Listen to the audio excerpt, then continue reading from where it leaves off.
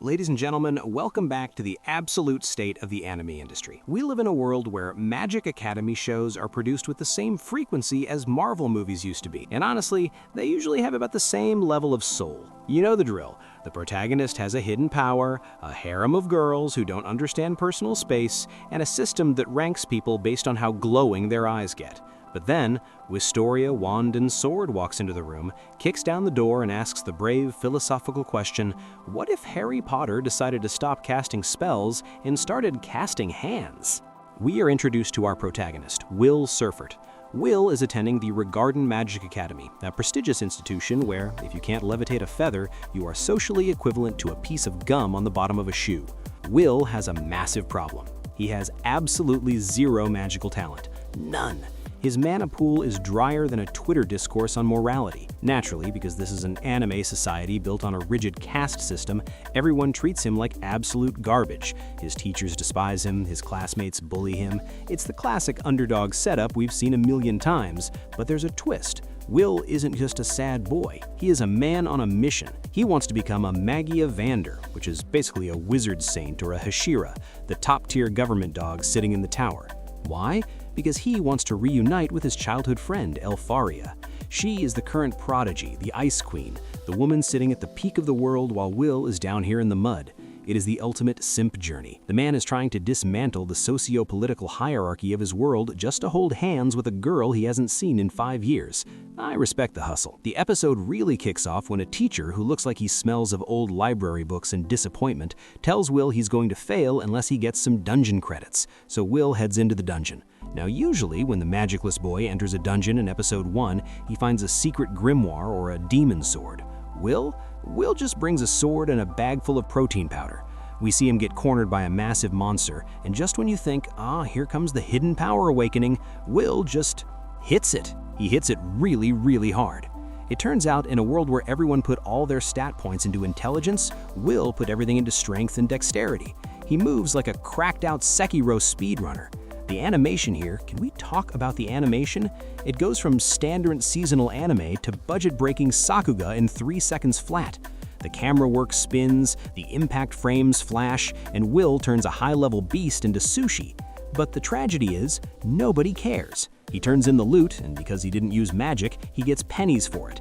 It's the ultimate gig economy struggle. He's doing the hardest work for minimum wage. The episode ends establishing the core loop. Will is going to punch his way through a magic school fueled entirely by the power of love. It's Moshley without the cream puffs, it's Dan Machi with a sword, and honestly, I'm listening. We are back with episode 2, or as I like to call it, the Vegeta Complex. If you thought the first episode was just setting the table, this episode is where the show starts throwing the plates. Will is still broke, he needs credits to graduate, and the system is rigged against him harder than a claw machine at a shady arcade. His professor, Edwards, who is doing a fantastic impression of Snape if Snape had 0 redeeming qualities, makes it clear, without enough dungeon credits, Will doesn't graduate. And in this school, that's basically a death sentence for your future. No pressure, just go kill the thing that usually takes a raid party of 5 mages. While Will is contemplating his inevitable death or expulsion, we get more screen time with Scion. Scion is the fiery, red-headed ace of the academy. He has everything: talent, mana, good looks, and an inferiority complex so massive it has its own gravitational pull. Scion hates Will. But it's not normal hatred, it's that specific brand of anime rivalry where he's obsessed with him. He can't stand that a magicless loser is somehow keeping up with him. It's the classic talent versus hard work trope, but Scion is taking it personally. He feels insulted by Will's very existence. Will heads into the dungeon to hunt the target monster, but surprise, Scion is there too, along with his entourage of yes-men, trying to kill the same monster to flex his ego. Scion engages the beast, a massive evil sentinel that looks like it wandered out of a Dark Souls boss room.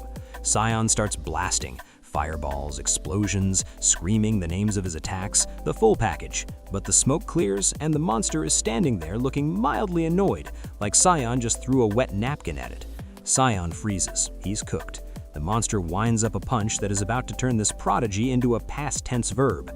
But who steps in? Will Surfert. Will jumps in, not with a shield spell, but with his body and his sword. He deflects the attack, slides under the legs, and starts dismantling this thing like he's playing Monster Hunter with dual blades. The contrast is brutal. Scion is standing there, paralyzing fear in his eyes, watching the failure solo the boss that nearly killed him. The animation team at Studio Octus and Bandai Namco Pictures once again decides to flex. The fluid movement of Will dodging, parrying, and slicing is hypnotic. Will kills the beast, saving Scion's life. And how does Scion thank him? By yelling at him, obviously, because in anime, thank you translates to, "I'll kill you next time, loser." This episode cements the dynamic. Will isn't just strong, he's technically proficient in a way these mages can't comprehend. They are playing a turn-based RPG, standing still and casting spells, while Will is playing a spectacle fighter. He saves the day, gets the credits, and survives another week. But the best part? We see a glimpse of Elfaria up in her tower, looking at a clone of Will made of ice. She might be just as down bad for him as he is for her. It is time. You cannot have a Magic Battle School anime without the mandatory competitive arc. It is written in the constitution of Shonen Jump. If there are teenagers with powers, you must make them fight each other for a grade. It is the law. The Grand Magic Festival is approaching. It's basically the sports festival from My Hero Academia, but with more wands and less crying. The students need to form teams of 3 to enter the dungeon race. And predictably, picking a team for Will is like picking the kid with the cast on his leg for dodgeball. Nobody wants him. He is radioactive. Associating with the goggles is social suicide. Will's wandering the halls, facing rejection after rejection. It's painful. It's a montage of no, go away, and ew. It really highlights just how awful this school is. Usually in these shows, you have a few nice characters, but here, everyone is a jerk. But then, a wild waifu appears.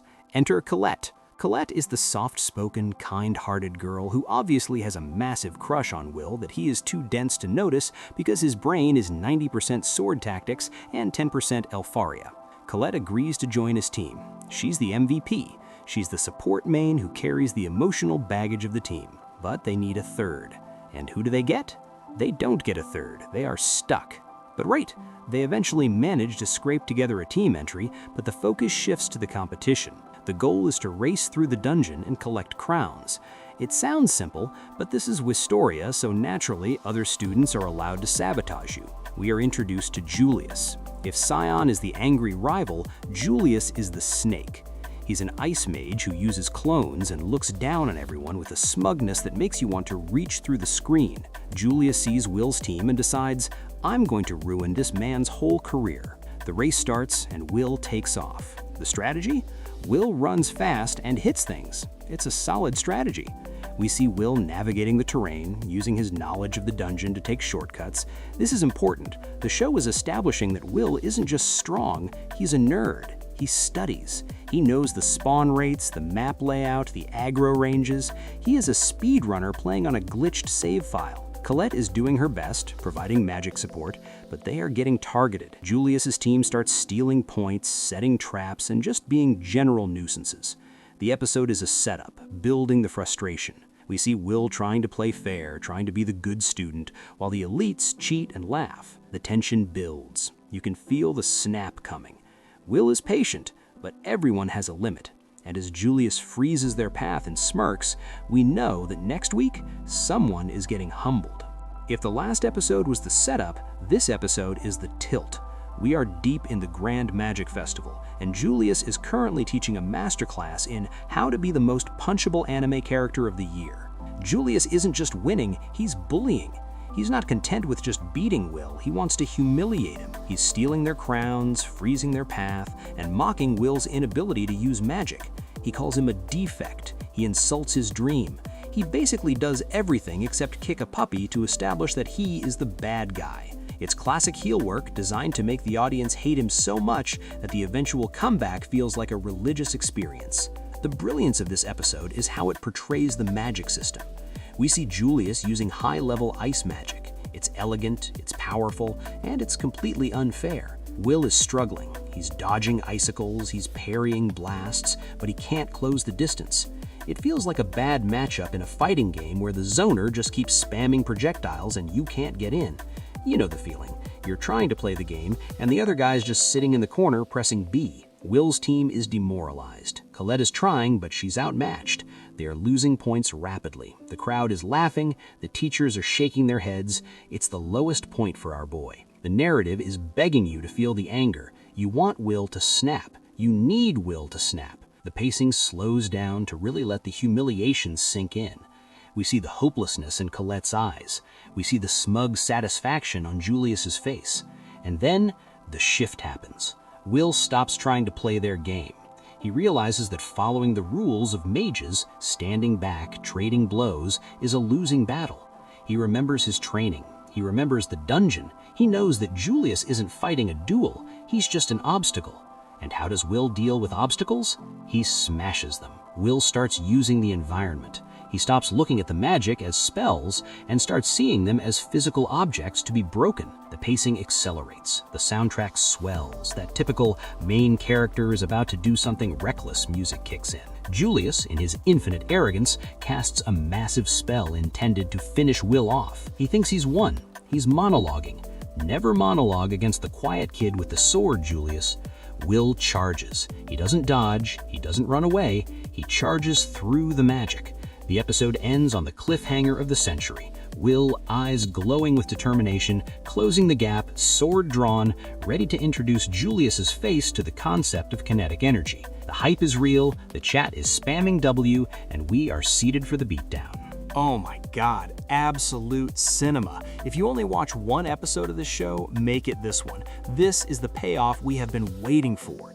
This is the moment where the budget went from TV anime to Fate Stay Night movie. We pick up exactly where we left off. Will is charging Julius. Julius panics. He puts up ice barriers, clones, everything he has. And Will goes full Demon Slayer. The visual effects here are insane. The way the sword shatters the ice, the particle effects, the camera tracking Will's movements, it is gorgeous. It's not just a fight, it's a dismantling. Julius tries to hide behind his clones. He thinks he's clever.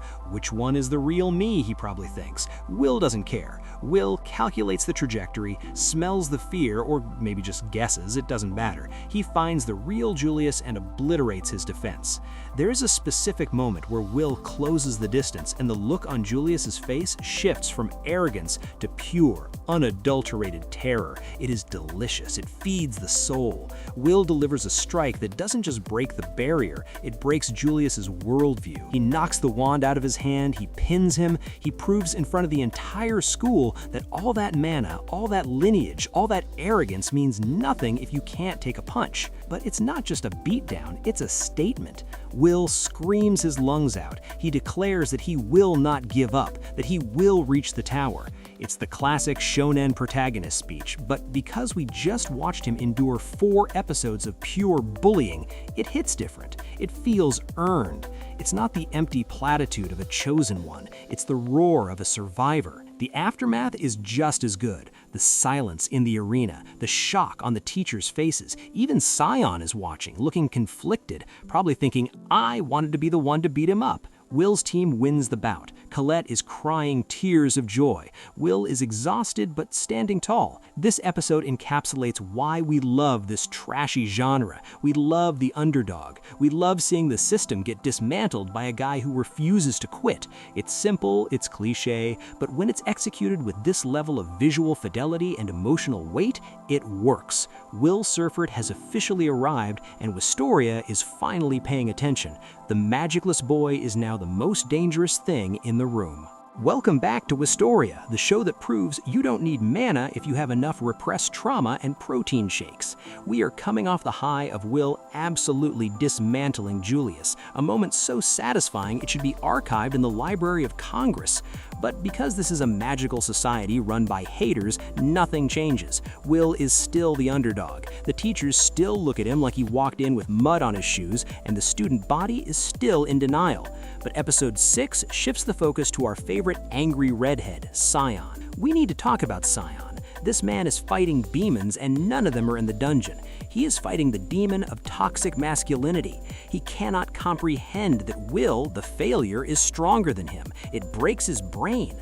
The episode is essentially a character study of Scion stalking Will, trying to find the trick. He's convinced Will is cheating, he's convinced there's a secret gimmick. They end up having a confrontation that feels less like a shonen rivalry and more like a messy breakup in a Denny's parking lot. Scion demands to know why Will is so strong. Will, being the pure-hearted protagonist he is, drops the lore. He promised Elfaria he'd meet her at the top.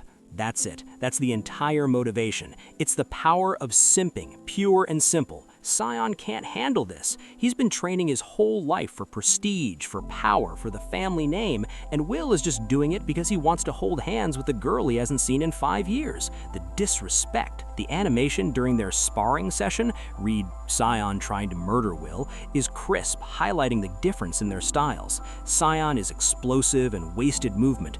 Will is efficient and calm. We also get introduced to Rosti. Now, I'm not saying Rosti is suspicious, but he shows up out of nowhere, is weirdly obsessed with Will, knows way too much about his personal life, and has the voice of a waifu. If you have watched more than 3 anime in your life, your secret identity alarm should be blaring right now. But Will is dense, so he just accepts the new friend. Rosti acts as a bridge, giving Will items and advice, but it all feels very orchestrated. The episode ends with the announcement of the Grand Magic Festival being over and the transition to the comprehensive practical exam. This is anime code for we are going to throw the children into a meat grinder for a letter grade. The tone shifts from school life back to survival horror. The students are preparing, teams are being formed, and we get the sense that the tutorial is officially over. It is time for the field trip. The comprehensive practical exam is here, and the rules are simple. Go into the dungeon, survive, and bring back loot. It's basically a battle royale, but the circle is a cave filled with monsters that want to eat your face. Will, naturally, gets the short end of the stick. He's stuck solo? No, he's got Colette, thank God, but the dynamic of the dungeon has shifted. We aren't in the kiddie pool anymore. The monsters are harder, the stakes are higher, and the lighting is darker, which usually means the animation budget is being saved for something big later. The episode focuses on the stark contrast between how mages fight and how Will fights. The mages are playing a tactical shooter. They set up perimeters, they cast detection spells, they move slowly. Will is playing Doom Eternal. He is rushing in, sliding under attacks, and managing aggro. It's a beautiful display of tank mechanics in an anime that technically doesn't have classes. But the real meat of the episode is the brewing storm. We see Julius again. You'd think getting embarrassed in the arena would humble him. Nope, he's back on his high horse, leading his team with the confidence of a man who didn't just get face planted into the dirt a week ago. He's determined to prove that the arena was a fluke. He's trying to clear the dungeon efficiently to regain his status. Meanwhile, something is wrong with the dungeon. The evil sentinel vibes are returning. We get glimpses of a shadowed figure, a new villain, a rogue teacher, a moderator who got banned. Someone is tampering with the spawn rates. Monsters are appearing on floors where they shouldn't be. It's the classic, the exam has gone wrong trope. The tension builds as Will senses the danger before anyone else. Why? Because he has instincts. Or maybe just common sense, which is a rare stat in this universe. While the mages are relying on their sensors, Will is relying on the hair standing up on the back of his neck. The episode ends on a grim note. The safety nets are down, the teachers aren't coming, and a massive shadow is looming over the students. The tutorial is over, folks. Welcome to the real Wistoria. If previous episodes were about schoolyard squabbles, episode 8 is a disaster movie. The dungeon has officially broken. A disaster-class monster has spawned. For context, this is like dropping a level 90 boss into the starting zone of an MMO. It's not fair, it's not balanced, and it's going to kill everyone. The monster design is genuinely terrifying. It's fast, it resists magic, and it hits like a freight train. We see random background students getting absolutely yeeted.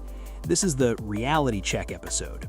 All the arrogance of the elite students evaporates the second their fireballs bounce off this thing's hide. Julius, to his credit, tries to fight it. He organizes his team, he casts his strongest ice magic, he pulls out the big guns, and the monster just walks through it.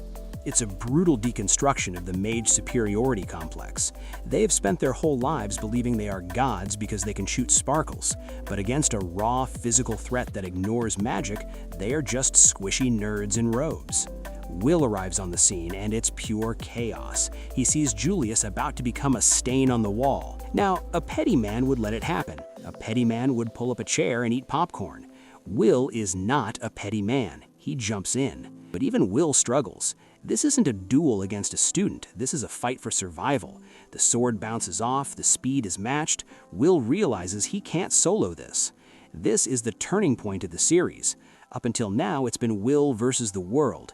Now the world needs Will. The episode does a fantastic job of showing the despair. Scion is there, freezing up again. Colette is trying to heal people. It's a mess. Will has to take charge not by casting spells, but by being the only person with a working brain cell in a crisis. He starts shouting orders. He becomes the raid leader. Julius, freeze the legs. Scion, blast the face. Colette, buff me. It's the moment the anime shifts from solo leveling to Final Fantasy XIV. The episode leaves us on a cliffhanger where the plan is barely holding together, Will's sword is chipping, and the monster is powering up for a Phase 2. The stakes have never been higher, and the hype is through the roof. This episode is peak fiction. It is the culmination of everything Wistoria has been building towards. It's the synthesis of wand and sword. The Grand Duke is rampaging, Will is drawing all the aggro, he is dodging by millimeters. The animation team went absolutely feral here. The sense of weight, the sparks flying, the debris, it's movie quality. But the emotional core of the episode is the collaboration. Julius has to make a choice. He hates Will, he loathes him, but he hates dying more. He has to swallow his massive, inflated pride and listen to the magicless defect. There's a specific shot where Julius looks at Will's back, sees him holding the line against a god-tier monster, and finally understands. He understands that Will isn't weak, he's the shield that allows the mages to be the spear. Scion, too, wakes up. He stops competing and starts contributing. The combination attacks are glorious. We get ice freezing the monster's limbs to slow it down, fire blasting its eyes to blind it, and Will weaving through the chaos to deliver precision strikes to the joints. It's the power of friendship, but strictly professional. They don't like each other, but they respect the hustle. The climax of the fight involves Will realizing he needs more power to pierce the hide. He can't do it with just muscle. He needs magic. But he can't cast magic. So what does he do? He uses the environment. He uses his enemy's magic.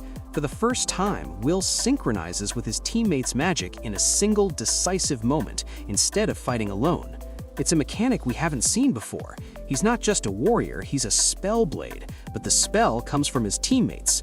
The visual storytelling is incredible, Will literally carrying the hopes and magic of his classmates on his blade. He launches himself for the final strike, the music swells, the chorus kicks in, and we get one of those impact frames that flashes black and white because the sheer energy cannot be contained by color. He pierces the core, the monster crumbles, the silence that follows is deafening. It's not just a victory, it's a revolution. The hierarchy of the school has been shattered, not by a debate, but a sword to the face of a giant monster. Just when we thought the raid was over, the boss bar refills. The Grand Duke isn't dead, it's angry, it regenerates, it enters Phase 2, and now the party is exhausted. But Episode 10 takes a slight detour to focus on a character we haven't talked about much, Wignall. Wignall is the elf, the noble one, the one who has looked down on Will the entire series with a silent, graceful disdain. But right now, Wignall is paralyzed. We get a flashback into his psyche. He's supposed to be perfect. He's an elf. Magic is their birthright. But here he is, useless, while a human with no magic is carrying the team. The cognitive dissonance is destroying him. He's curled up in a ball, ready to give up. Will, in the middle of dodging death, notices this. He runs over to Wignall. You expect him to be nice. You expect him to say, "It's okay, buddy." No, Will essentially grabs him by the collar and says, "Get up. You're not special. You're just scared. And that's fine. But if you don't fight, we die."